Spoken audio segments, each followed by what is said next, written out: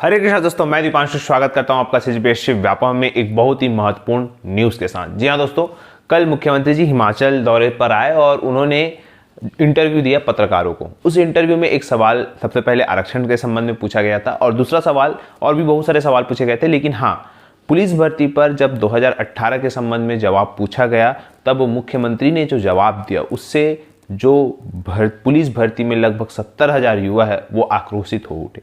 ऐसा क्या जवाब दिया और उन जवाब में ऐसा क्या था, हम इस पर पूरा विस्तार पूर्वक चर्चा करेंगे। साथ में छत्तीसगढ़ में 82% आरक्षण की संभावना बनी है नहीं बनी है उस पर भी हम बातचीत करने वाले हैं। और साथ में बहुत ही महत्वपूर्ण, लोगों को समझ नहीं आ रहा है, बहुत सारे लोग जो नए हैं, परीक्षा के दृष्टिकोण से भी ये बहुत ही महत्वपूर्ण हो जाता है कि EWS क्या है, क्या प्रावधान है और किस अनुच्छेद के तहत उनको ये सारी चीज़ें का प्रावधान दिया गया। तो इस पर हम पूरा विस्तार पूर्वक बात करते हैं। तो जल्दी से चलिए बिना किसी तरीके की वीडियो को स्टार्ट करते हैं।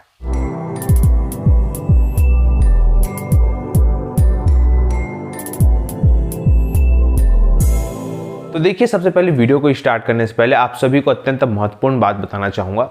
सबसे पहले कल जो सुप्रीम कोर्ट में आए हुए आरक्षण के संबंध में सबसे पहले आपको बताना चाहूंगा, सुप्रीम कोर्ट ने, आप सभी जानते हैं, ये जो EWS है जिसका पूरा इंग्लिश में जिसको बोलते हैं इकोनॉमिकल वीकर सेक्शन, मतलब आर्थिक रूप से स्वर्ण जो गरीब होते हैं वो इसके अंतर्गत आते हैं। इसको 2019 में केंद्र सरकार के द्वारा एक संविधान संशोधन किया गया था जिसको 103वां संविधान संशोधन बोलते हैं। अब 103वां संविधान संशोधन किया गया था जिसमें बहुत सारे पॉइंट जो है यहाँ पे संशोधित किए गए थे संविधान में। और यहाँ पे कल जो सुप्रीम कोर्ट में फैसला है इसको क्या बता दिया गया, संवैधानिक बता दिया गया, क्योंकि अभी तक बहुत सारी याचिकाएं लगी हुई थी इस पर, जैसा मैंने आपको कल बताया था, और सुनवाई करते करते ये सारी चीजें हुई। अब बात यह है कि इसमें अनुच्छेद 15(6) और 16(6), मतलब आप लोगों ने देखा होगा, संविधान आप लोग पढ़े हैं, तो अनुच्छेद 15 जो है वो धर्म, मूल, वंश, जाति से संबंधित जो भी चीजें हैं उस पर प्रावधान है। और साथ में अनुच्छेद जो 16 है वो लोक नियोजन के संबंध में समानता का अधिकार है। तो यहाँ पे इसमें क्या किया गया, ये जो 15(6) है ये क्या करता है, कुछ विशेष परिस्थिति में विभेद की क्या देता है, बोलना चाहिए गारंटी देता है। जैसे कि महिलाओं को मातृत्व अवकाश के तौर पे इस अनुच्छेद 15 से दिया जाता है, तो उसमें लिंग भेद के कारण जो है ये दिया जाता है, क्योंकि महिलाओं का जो स्थिति है वो पुरुषों से अलग होता है। परंतु ये बोलना चाहिए क्या नहीं है, निषेध नहीं है, ये सिर्फ विभेद किया जा रहा है। उसी प्रकार से 16 जो है, जो नौकरियों में जो आरक्षण दिया जाता है जिस प्रकार से, तो वो है अनुच्छेद 16 के तहत दिया जाता है। तो जो 103वां संविधान संशोधन के तहत एक 15(6) और 16(6) को क्या किया गया, जोड़ा गया, और इसमें बताया गया कि गरीब स्वर्णों को क्या है 10% आरक्षण दिया जाएगा। इस प्रकार से यहाँ पे ये चीजें बताई गई थी, कहाँ पे अनुच्छेद 15(6) और 16(6). तो एग्जाम के पॉइंट ऑफ व्यू भी ये पूछ सकता है। उसके साथ साथ 103वां संविधान संशोधन, ये वाली बात है। अब ये EWS कौन है और ये इसका मापदंड क्या है और ये किस प्रकार से लाभ प्राप्त कर सकते हैं। तो EWS क्या है, ये आरक्षण पर इनको 10%, मैक्सिमम 10% इनको दिया जाता है आरक्षण, ठीक है। साथ में देखिएगा योग्यता की अगर हम बात करें कि इसमें मापदंड क्या रखा गया है, तो परिवार की आय 8 लाख से कम होनी चाहिए। जो स्वर्ण गरीब है, मतलब जो सामान्य वर्ग का इंसान है, उनका परिवार की आय जो है 8 लाख से कम होनी चाहिए। कृषि योग्य भूमि 5 एकड़ से कम होनी चाहिए, जो कृषि योग्य भूमि है वो 5 एकड़ से कम होना चाहिए। आवासीय घर 1000 वर्ग फीट से कम होना चाहिए। जो आवासीय घर है वो 1000 वर्ग फीट से क्या होना चाहिए, कम होना चाहिए, आप लोगों को मालूम होना चाहिए। साथ में अनुसूचित नगर पालिका में 200 गज से कम और गैर अधिसूचित नगर पालिका में 200 गज से कम होना चाहिए, ठीक। अब अगर हम बात करें, इसमें जो जज है 5 जज थे, उसमें फैसला आया 3-2 से, मतलब 3 जज इसमें बोल रहे थे कि ये सही है, सरकार का जो भी लाई है, और 2 जज इसमें असहमत नहीं थे। तो सबसे पहले जज कौन कौन थे, तो Justice Dinesh Maheshwari, Justice Bela Trivedi, Justice JB Pardiwala, Justice Ravindra Bhat और जस्टिस UU ललित। ये UU ललित कौन है, हमारे भारत के 49वें नंबर के मुख्य न्यायाधीश, याद रखिएगा। ये पांचों का पैनल था और इन पांचों के पैनल ने क्या दिया निर्णय कि हाँ भाई, इसमें 3 लोग बोलते कि सरकार सही फैसला किया और 2 लोग बोले कि सरकार ने जो है संविधान का उल्लंघन किया है। ठीक है, अब जो 2 लोग असहमत थे उन्होंने किस बेसिस पे असहमति व्यक्त की उस पर हम बात पर फोकस करते हैं। जिस प्रकार से ये जो रविंद्र भट्ट है जस्टिस और जस्टिस यूयू ललित, उन्होंने क्या कहा, उन्होंने कहा कि आर्थिक आधार पर संविधान जो है उसमें मूल ढांचे में, जैसे संविधान के मूल ढांचे की तो कोई व्याख्या नहीं है, परंतु इन्होंने उसका जो निर्णय कौन करता है, सुप्रीम कोर्ट ही करता है कि ये मूल ढांचे में उल्लंघन है। तो इन्होंने कहा कि आर्थिक आधार पर आरक्षण कहीं भी नहीं लिखा है, क्योंकि आरक्षण आप लोगों ने पढ़ा होगा कि सामाजिक प्रतिनिधित्व को बढ़ाने के लिए जो है वो आरक्षण लाया गया है, न कि आर्थिक रूप से। तो इन्होंने ये तर्क दिया कि आर्थिक आधार पर जैसे हम आरक्षण ला रहे हैं तो जाहिर सी बात है ये क्या है, संविधान का उल्लंघन है। इसी के बाद 50% सीमा का भी उल्लंघन है। इन्होंने ये आरोप लगाया कि ये भाई 50% जो सीमा की गई थी तय इंदिरा साहनी अन्य बनाम भारत संघ 1992 में, तो उन्होंने हर बार हवाला दिया जाता था सुप्रीम कोर्ट में, जब भी केस जाता था 50% से अधिक, तो कहा जाता था कि भाई नहीं, यहाँ पे सुप्रीम कोर्ट ने ही पहले फैसला किया कि 1992 में जो निर्णय दिया गया था कि 50% सीमा से नहीं ज्यादा होना चाहिए, तो ये वो वाला मामला था।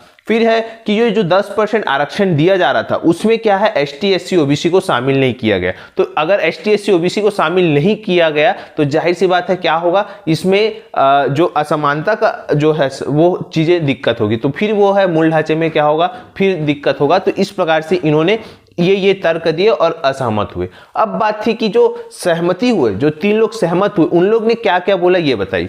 उन्होंने कहा कि असमान लोगों के साथ समान व्यवहार। असमान लोगों के साथ मतलब जो गरीब सामान्य वर्ग के थे उन लोगों को भी जो है अमीर सामान्य वर्ग के साथ कंपटीशन करना था। मतलब जो व्यक्ति सामान्य वर्ग का लड़का है और जो गरीब है, जो कोचिंग नहीं कर सकता, उनका कंपटीशन जो दिल्ली में आईएएस की कोचिंग कर रहा है उसके साथ कंपटीशन होता था। तो वो भी जो है एक संविधान का उल्लंघन है। तो उसमें भी समानता का अधिकार लाने के लिए ये लाया गया। इस प्रकार से ये जो 3 जज है वो इस प्रकार से सहमत हुए। उन्होंने बताया कि भाई ये नहीं, ये 50% की सीमा का उल्लंघन नहीं है। उन्होंने बताया कि इंदिरा साहनी बनाम भारत संघ जो 1992 में 50% की सीमा तय की गई थी वो जो है इसमें अतिक्रमण नहीं किया गया। और भी 2-3 पॉइंट थे इन्होंने जो सहमति व्यक्त की। तो इस प्रकार से ये तीनों जो 5 जज है वो उसमें से 3 लोग इस प्रकार का तर्क दिए और सहमति किए और इन लोग ने इस प्रकार का सहमत किए और ये प्रकार से थे। इसके बाद अब बात करते हैं कि वर्तमान में आरक्षण व्यवस्था क्या हुई। जैसे कि एसटी को 7.5% मिल रहा है भारत में, एससी को 15% मिल रहा है, ओबीसी को 27% मिल रहा है और जो कल आए निर्णय के अनुसार ईडब्ल्यूएस को 10%। तो इस प्रकार से जो आरक्षण है 59.5% हो गया। अब देखिएगा, इसमें बहुत सारे लोग ये बोलेंगे कि क्या ये वाला जो मामला है यहां पे 50% से ज्यादा नहीं हुआ क्या। तो देखिए, आप लोगों को एक समझाने के तौर पर मोटा मोटा अगर समझाना चाहूं तो देखिए, अगर 100 पोस्ट आता है, 100 पोस्ट आता है तो इस 100 पोस्ट में 50 पोस्ट एसटी एससी ओबीसी के लिए हो गया। ठीक है, अब बचा 50 पोस्ट। ठीक, ये क्या है, जर्नल के लिए है ना। अब इस सामान्य वर्ग के लिए है 50 पोस्ट, तो इस 50 पोस्ट का 10%, मतलब ये जो 10% है वो क्या होगा, ईडब्ल्यूएस।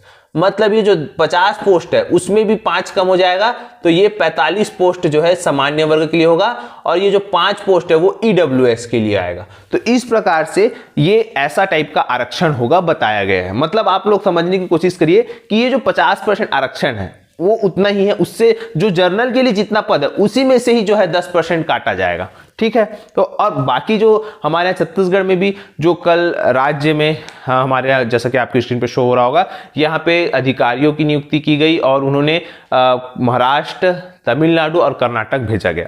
अब आप लोग को ये बताना चाहूंगा, ये सभी मामला भी सुप्रीम कोर्ट में क्या है, पेंडिंग पड़ा हुआ है। क्योंकि महाराष्ट्र में 64 से 65% आरक्षण है, तमिलनाडु में 69%, राजस्थान में 64%, मध्य प्रदेश में 73%, बिहार में 60%, तेलंगाना में 50% से ज्यादा है और गुजरात में 59%। इस प्रकार से सभी राज्यों का जो केस है वो सुप्रीम कोर्ट में फंसा हुआ है। कोई भी केस क्लियर नहीं है कि यहाँ पे। इसी कारण क्या है, एक जज ने ये कहा है, इसमें से एक जस्टिस ने इन्होंने ये कहा है कि जो आरक्षण पर फिर से क्या किया जाए, रिव्यू किया जाए, फिर से उसको भली भांति किया जाए। किसी ने यह कहा है कि आरक्षण को ज्यादा लंबे समय तक नहीं, अब इसका तय समय सीमा किया जाए, क्योंकि आरक्षण जब प्रारंभ किया गया था, जब संविधान प्रारंभ हुआ था, तब यह कहा गया था कि सिर्फ 10 साल के लिए आरक्षण व्यवस्था लागू होगी। उसके बाद वो 10, फिर वो 10 बढ़ते बढ़ते आज तक आरक्षण है। तब उन्होंने, जस्टिस ने यह कहा किसी में कि हाँ भाई नहीं, अब इसको एक तय समय सीमा करना चाहिए। सरकार को यह बोलना चाहिए कि हम इस वर्ष तक, जैसे एक लक्ष्य रहता है ना कि भारत 2030 तक टीबी मुक्त, 2025 तक प्रदूषण मुक्त, इस प्रकार से एक जो रहता है, उस प्रकार से यह भी एक रहना चाहिए कि हमने इतने साल तक इतने लोगों को आरक्षण से बाहर निकाला। तो क्योंकि सामाजिक प्रतिनिधित्व की अभाव में ये सारी चीजें हो रही है। सामाजिक प्रतिनिधित्व अगर मिलते जाएगा, अब यहां पे कई लोगों का ये तर्क है कि एक जो डिप्टी कलेक्टर या कलेक्टर बना है आरक्षण से जिसके घर में डिप्टी कलेक्टर बना है, उसके बेटों को भी आरक्षण मिलेगा, और वो भी तो कहने का ये मतलब है कि आर्थिक रूप से एक प्रकार से जो आरक्षण मिला है उससे एक नई शुरुआत मिली है। और आने वाले समय में ये भी हो सकता है कि आर्थिक आधार पर ये जो आरक्षण है, ये पूरा आरक्षण आर्थिक आधार पर हो। मतलब क्योंकि देखिए, आपका आधार कार्ड, पैन कार्ड तो सबके पास रहता है, सरकार के पास पूरा डाटा रहता है, सभी को मालूम रहता है, जो आपका जाति प्रमाण पत्र, आपका आय प्रमाण पत्र, सभी की जानकारी रहती है। तो इसी वजह से आने वाले समय में यह भी हो सकता है कि आर्थिक आधार पर जो है अब इस दिशा में सरकार आगे बढ़े सभी को, क्योंकि अगर डिप्टी कलेक्टर का बेटे को भी आरक्षण से डिप्टी कलेक्टर बने तो फिर वो उनके साथ अन्याय होगा जो कोचिंग करने के पास जिसके लिए फीस नहीं है। तो ये भी एक दिक्कत का है। लेकिन यहाँ पे कहीं ना कहीं वर्ग विभेद ज्यादा होगा, क्योंकि फिर लोगों में भेदभावना की जो भावना है वो जाहिर सी बात है ज्यादा आएगी, जिस प्रकार से आरक्षण जितना ज्यादा चलेगा। इसी का कारण देखिए, हमारे छत्तीसगढ़ में क्या किया गया था, 82% आरक्षण में एसटी को 32 बोला गया था, एससी को 13, ओबीसी को 27 और ईडब्ल्यूएस को 10, ऐसा करके 82% आरक्षण देने की बात कही गई थी। तो वो तो फिलहाल हाई कोर्ट में गया और उन्होंने फिर वो केस अलग चल रहा है। इस प्रकार से अब समस्या है कि भाई क्या छत्तीसगढ़ में 82% आरक्षण मिलेगा कि नहीं। तो देखिए, सीधी सी बात है, छत्तीसगढ़ में 82% आरक्षण का पहली बात तो जो सुप्रीम कोर्ट खुद बोला है कि 50% से ज्यादा नहीं हुआ है। सरकार भी बोला, सरकार भी यहाँ पे अपना दलील रखा है 50% से अधिक नहीं हुआ है, तो कहां से छत्तीसगढ़ में 82% हो जाएगा। इस प्रकार से जब 18 नवंबर को सुनवाई होगा तो बहुत ही जल्द इसका फैसला आएगा, और देखिएगा किस प्रकार से फैसला आएगा, क्या आएगा। लेकिन कल एक बहुत ही महत्वपूर्ण केस हुआ, आप लोग वीडियो देखिएगा। सबसे पहले एक क्लिप मुख्यमंत्री जी का, उसमें आप लोग बताइएगा कि क्या सही है क्या गलत है। फिलहाल ये क्लिप आप देखिए पहले। वो भर्ती कब से शुरू हुआ था? 2018 नहीं शुरू हुआ, शुरू कब हुआ था थोड़ा पता करके आइए, है ना, पूरी जानकारी करके रखिए। 2013 से शुरू हुआ था, वो चुनाव आया था वो शुरू किए, और उसमें भी सब झोल झाल था। वो तो ठीक ठाक हमने 2021 में हमने किया है, समझ गए ना। और तो हम लगातार हम लोग भर्ती कर रहे हैं और करेंगे। आप लोग देख लिए होंगे और आप लोग बताइएगा कि जो ये चीज़ें हुई क्या ये सही थी या गलत। आप सभी को बताना चाहूँगा कि जो ऐसा ही भर्ती है इससे अभ्यर्थी काफ़ी आक्रोश है। आक्रोश इसलिए हुए है क्योंकि जो भर्ती निकली थी 2018 में निकली हुई थी, और 2018 में जब भर्ती निकली उस समय भाजपा का कार्यकाल का उस समय चुनावी वर्ष था, और उस समय ये भर्ती निकली थी लगभग 600 के आसपास, 600 कुछ पद थे इसमें टोटल। उसके बाद फिर इसमें लगभग कुछ सालों बाद फिर प्रोटेस्ट किया गया, और प्रोटेस्ट करने के बाद फिर इसमें पद बढ़ाया गया और फिर से फॉर्म भराया गया। उसके बाद फिर ठंडे बस्ते में चला गया, और उसके बाद फिर इसमें से तीसरे दोबारा फिर मतलब 3 बार लोग फॉर्म भरे इसमें, और ऐसा करके 2022 आ गया। उसके बाद मुख्यमंत्री जी ने कल कहा कि नहीं ये 2018 की भर्ती नहीं 2013 की भर्ती है। इस वजह से जो अभ्यर्थी है क्रोधित हो उठे कि नहीं भाई 2018 का है, और कोस रहे उन अधिकारियों को कि जो मुख्यमंत्री जी को सही जो दिशा निर्देश है वो दे नहीं पा रहे हैं। इसी वजह से अभ्यर्थी क्रोधित है। फिलहाल आप लोग क्या सोचते हैं नीचे कमेंट करके बताइएगा। आशा करता हूं कि आपको ये पूरा मैटर समझ आया होगा। वीडियो अच्छा लगा तो इसे ज़्यादा से ज़्यादा लोग तक शेयर करें, लाइक करें, सब्सक्राइब जरूर करें। वीडियो देखने के लिए आप सभी को बहुत बहुत धन्यवाद। आप सभी स्वस्थ रहे, मस्त रहे और पॉजिटिव।